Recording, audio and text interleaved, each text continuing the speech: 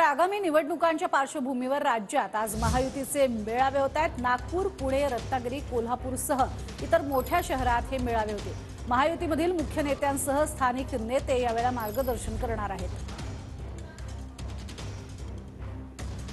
आणि या संदर्भातला घेतलेला आढावा आपण पाहूयात। येणाऱ्या लोकसभेच्या निवडणुका बघता महायुतीचे ठिकठिकाणी मेळाव्याला सुरुवात आजपासून होते आहे आणि नागपुरात सुद्धा मेळाव्याचं आयोजन करण्यात आलेलं आहे।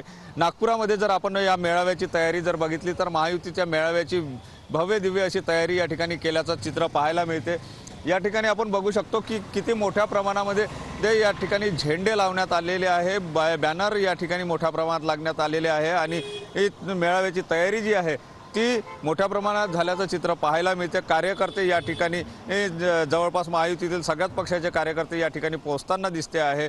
भाजपच्या चित्रा वाघ, त्यानंतर जयदीप कवाडे असो किंवा मग शिंदे गटाचे आणि अजित पवार गटाचे स्थानिक नेते जे आहेत ते या संपूर्ण मेळाव्याला मार्गदर्शन करणार आहे आणि त्याची तयारी जी आहे ती नागपूरच्या देशपांडे हॉलमध्ये भव्य दिव्य अशी करण्यात आलेली आहे आणि मोठ्या प्रमाणात कार्यकर्ते सुद्धा या ठिकाणी पोहोचायला सुरुवात झालेली आहे।